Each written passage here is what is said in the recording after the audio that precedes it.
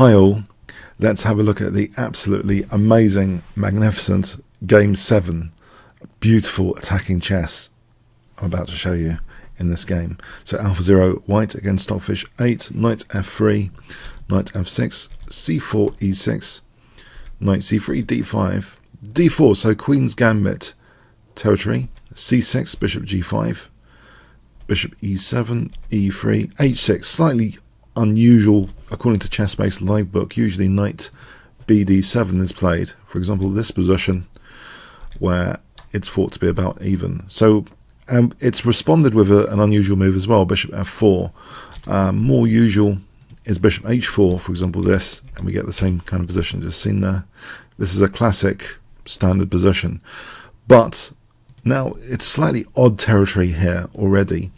Black castles. Now Alphazero plays queen c2, so not moving the bishop just yet. Queen c2 does facilitate queenside castling. Is Alphazero going to do something naughty with an opposite side castling scenario? Knight bd7. Guess what Alphazero plays here, if I give you 5 seconds to pause the video. Okay, g4. Attacking players, behold this position. Yeah, Black's not going to have such a solid game after all. We have d takes c4 being played on knight takes g4. This is really asking for trouble. A road to the king with rook g1, for example, here, castling queenside. A scenario like this, for example, is just great prospects, just fundamentally great prospects for white to build up on that g-file. Black's a sitting target here. White's king is actually safer. So Black really doesn't want to do that. We have d takes c4, which is actually not just capturing a pawn, but getting that d5 square, which the knight can be used to hit this f4 bishop, and that would seem structurally very bad for white as a big threat anyway. So let's see what happened here. Rook g1 is actually casually played. On h4, knight d5 is a bit slow. So g5 here as an example. This is not bad actually. This position, white has great prospects here in this position. For example, c5, bishop h6, d5. This is just great prospects for white, great attacking prospects. So rook g1 is also very, very strong though. We have knight d5, g5 now, and it looks as though white's inviting a lot of structural damage. So why is this? So black actually took on f4. What else before we get into that? So taking on f4 does seem pretty lucrative structurally at the very least. If h5, for example, trying to keep the position closed, this is just very nice for white. For example, here white ends up with a big advantage after g6. This is nasty for black, this kind of scenario. White's basically crashing through. This is just an example of crashing through on the g-file. So there's a lot of disasters with h5. If we go back into this, by the way, check here, if king f8, there was queen g8. So h5 doesn't seem to hold up to scrutiny in this position as a defensive try. H takes g5 just allows knight takes g5 threatening mate in 1. And if bishop takes, this is just very bad for black. White's really in the driving seat here and can even take a queenside pawn with a big advantage here, no problem. So knight takes f4 is the big test structurally of white's attacking chess. Isn't this a way to refute it? Just positioning, just structural damage. Well, Stockfish was in for a shock here. White to play. What would you play? Okay, full piece sack. G takes h6 here. Yeah, forget the structural damage scenario with recapturing. Just a full piece sack. G takes h6. So this is the big idea, to use this G file. Even sack a piece to accelerate the attack prospects. Now here knight h5 is played. On knight g6, as an example, rook takes g6, queen takes. This is devastating. If rook f7, check here, taking on f7, big advantage. So let's see this position. If bishop f6, then knight g5 is the way to go. For example, here, check and mate, or king h8, knight f7, checkmate. So knight g6 doesn't seem to hold up very well at all because of rook takes g6. Knight d5, then that's just asking for a mate here, simple mate. Knight d3, you might be wondering, is not really helping matters. If knight d3, okay, it is check, but taking a rook takes g7 check, for example, this is just a massive position for white. White's got huge prospects. For example, knight e5, one of many very, very strong moves. That can't be allowed. A rook there. So yeah, knight h5 was tried. We have h takes g7, and now black captures that pawn immediately. If it's left, it's far too dangerous. For example, here is an example, b5. There's even bishop takes e6 here, with the idea queen g6, knight g5, slicing into the light squares. For example, here, this is desperate, trying to hold f7. That's just taken, and then mate, for example. So it's probably best not to leave that pawn here. So we have actually the pawn being taken immediately. Alphazero now castles queenside. So interesting position. How many of us would go for this? A piece down, but that g-file looks quite juicy here. In fact, if white had another move, the queen would bounce to e4 here to be up to no good with things like this and this, for example, to try and coordinate the pressure on g7. So black's queen a5 here is ready and waiting. If white now plays queen e4, then black can respond at least with queen f5, trying to shield the king away from the biggest attacking player of the chessboard, the queen here. So we have actually, so queen a5, if just to show the devastation of allowing queen e4, for example, rook e8 here, queen f4, this scenario where the queen is helping the rooks do the damage. In fact, the knights have a great party in this position as well. After knight e2, knight f4, this knight's heading for h5, for example. This is pretty devastating. White's king is pretty cozy here. The knights are having a great time. The rooks are connected now, hello, hello, and the knights jump in, for example, for a checkmate like that. It's just absolutely massive coordination of attacking pieces using that g-file. If we look at this again, if, say, queen d6, knight takes, rook takes, this is all just crashing through after rook g1. Great focus, coordination, alignment. That g-file is just too much to bear in these variations. So it's very, very important that black tries to stop the queen coming in like this. So with queen f5 ready for queen e4. So we have actually bishop takes c4, queen f5, queen e2, so that's protecting the knight, of course. Queen h7. Now the queen might not be the best piece around the king here because it's a target in its own right as a tactical liability. So already this looks as though intuitively black's in a bit of trouble. If black plays b5 here, then even that possibility of queen h7 is extinguished with bishop d3, rook g3. White can harass the queen, for example, like this, double the rooks, and then even take on g7 is enough. White's just crashing through there. Big advantage. So we have queen h7, rook g3. Now white has the luxury of just doubling rooks against that pinned knight here. So at least unpinning the knight with king h8, and the knight's now ready to move to f5. Is that such a big deal? Rook dg1, knight f5, hitting the rook. But where does the rook want to go? Does it want to go anywhere? If instead rook g8 was played, then white has knight e4, and the queen dare not leave this h-file to take on e4 because bishop d3 is pretty strong, is one of the strongest. There's always the lurking threat of rook h3, but just to demonstrate the carnage, white could even play very flashily, not even taking the queen.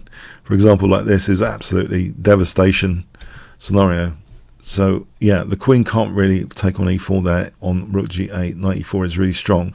If the queen can't take, for example, this, then the knights join forces for knight g5. Knight e g5, this evicts the queen or encourages the exchange sack, in which case this, again, huge coordination results of white's pieces, and rook g6, for example, is crushing in this scenario. So for example here, everything's just absolutely murderous. This could be a crushing conclusion there. So knight f5 was played. Now we have queen f1 with the big threat. This is a fantastic response with the big threat of rook h3 pinning the queen. So just ignoring the knight, in fact letting it take, because that's one less defensive piece to shield or help the black king. Now black played knight takes g3. Stockfish played knight takes g3. On knight h6, trying to keep this, it's a bit too late for things. Knight e4 is very strong. For example, b5, knight comes in, and yeah, there's just a lot of scenarios where it's total slaughter, basically like this. So yeah, knight takes g3, rook takes, and it's very difficult to stop rook h3 now. So rook g8 was played. On knight f6, just to show a defensive try on h5 with knight h5.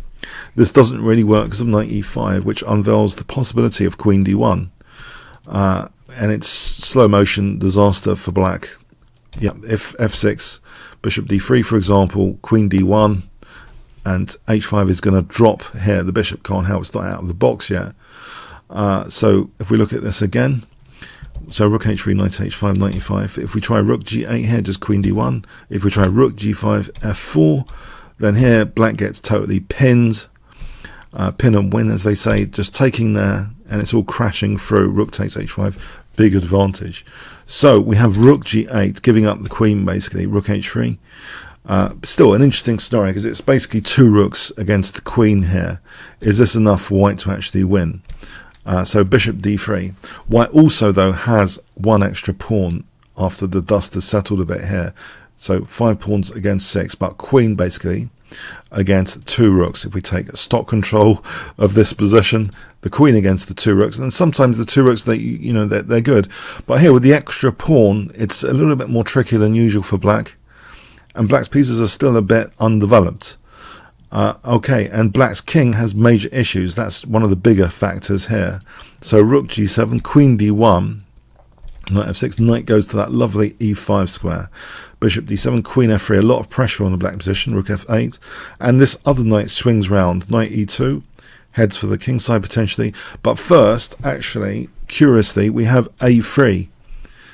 Polite moves on the queen side. There's still an interest in the queen side, it seems, as well, seeing what black's doing. Bishop e8, king b1. The king's tucking itself away in bed here. E4.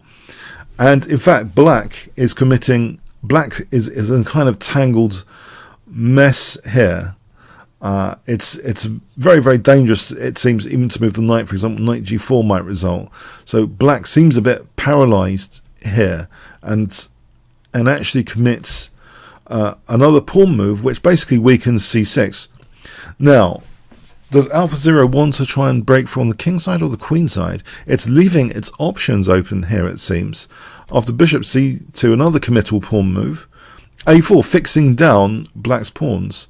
Now, on the queen side, king h8, king a2. So this game setting, the game hasn't been marked as over. This is still a battle here, but how does white actually proceed?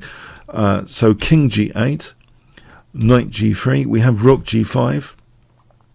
Now, actually, we have queen d1. Where is this queen going? Is this c6 pawn a target of interest all of a sudden? Why would that be a target? Is it because black's awkwardly placed, awkwardly geared up for the queen side now? King h8, bishop b3, making way for a c-file attack. So playing on both sides of the board. The knight on g3 nicely holds e4 now. So was this a king side attack, or to facilitate flexibility for bishop b3 to target the c-pawn on this c-file now? Very interesting play. Rook g7, queen c2. Indeed, interest in that poor little c6 pawn.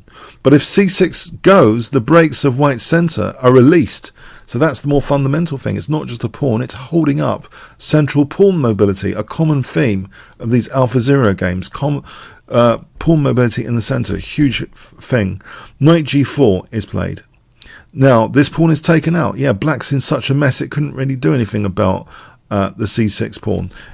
Any c5, d5 looks absolutely great. So knight g4, knight takes c6, bishop takes, queen takes. Now black hasn't really got time for knight takes f2 here.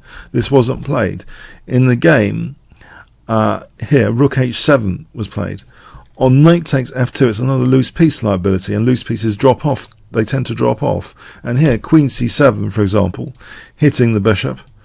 But also it can bounce to f4 to hit that knight. So for example, bishop g5, knight h5, for the moment hitting the rook, but this also makes way for queen g3, hitting the knight. Where's the knight going? If knight takes, then there's check.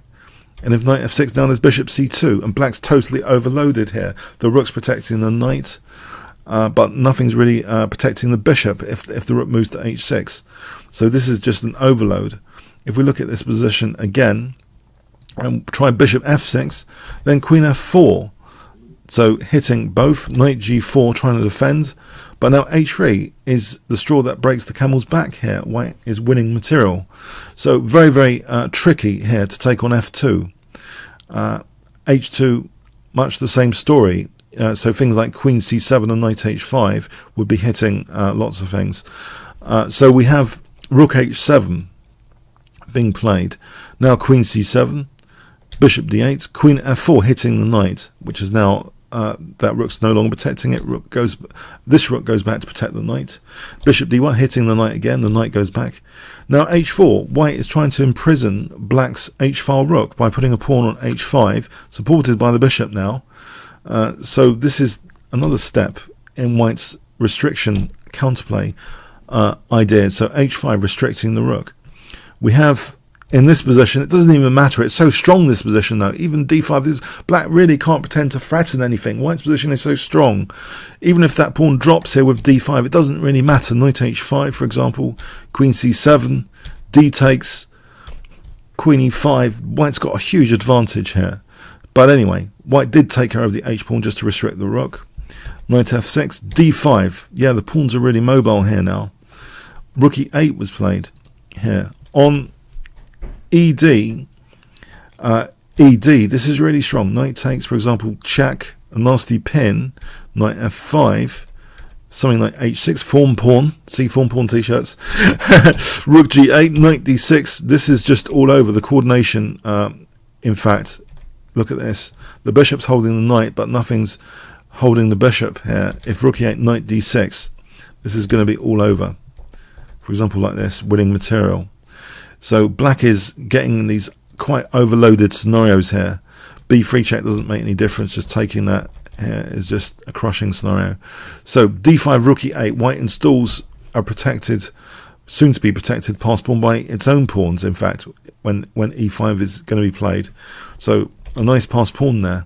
A nice form pawn here, pass pawns in the centre, well, a pass pawn in the centre, e5, protected pass pawn in the centre, knight d5, queen d2. Now, we have rook g8, bishop b3. The blockader is going to be eliminated, it seems. Bishop g5, hitting the queen moves for a moment, the blockader moves, knight e4. The game actually ended here. It's actually a very, very hopeless position, as you might expect here. Let's take some examples. If bishop takes h6, that allows this knight to come in and fork the two rooks. This is good enough just to fork the two rooks and then head some coordination for h7. This is devastation.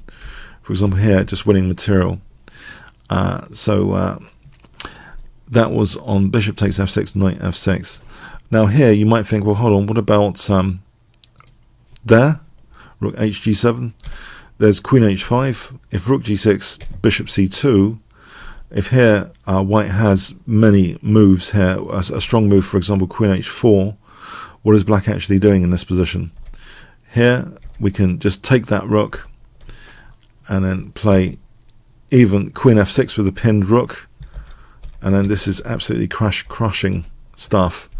So there's not too much hope with bishop takes h6 in a nutshell. And okay, so on bishop d8 as another example, queen d2 is one of many strong moves which are leading to a win here. It's the job's been done mostly. White's got just such a huge position. But let's say we want to protect our form pawn. We love our form pawns, so we'll go with this route: knight d7, knight f6, for example, unblocks the d pawn by force. If knight takes, e takes, bishop takes, d7, black really isn't in a position to even defend against this d pawn, and the other issues with the form pawn. The pass pawn and the form pawn work well together. For example, bishop d8, bang, bishop takes e6, and that form pawn, the goal hanging pawn, helps score a goal here after check, winning material, for example, like this. And this is just very, very strong. It's going to be scooping up lots of material, leaving a position where it's going to be easy to win that. But let's have a look at this again. After bishop takes e6, if rook g8, bishop can drop back, and here queen e3, threatening queen e8. That can be taken if that's the only defense. That's crushing. So it's all pretty crushing here. So a remarkable game indeed. I hope you'll agree. Really crushing stuff. Yeah. What did we learn from this game? Opposite side castling games are really fun. Huge fun. White sacrificed the piece for a long-lasting attack, throwing black multiple issues, and then later in the two rooks versus queen scenario, care and attention was placed on the queen side to win the c6 pawn, to focus again on central pawn mobility, creating a central passed pawn, protected passed pawn, as well as keeping the form pawn. And it's just too much for black to bear, the multiple threats after that. So the two rooks against queen in that scenario, white with the extra pawn there as well, was just too much. Black just wasn't coordinated enough. I hope you enjoyed this game video and analysis. Please click on the top left box, which should appear shortly, to become a member at chessworld.net. You can play against other YouTubers. You can also check the analysis of these games in advance, or the updated analysis of these games from the improved menu. Learn from the Masters YouTube order button. Okay, so comments, questions, donations, see the description. Like, share, subscribe with notification bell, all appreciated. And also check out the new Teespring store. Get your form pawn t-shirt and other ones from there. Okay, thanks very much.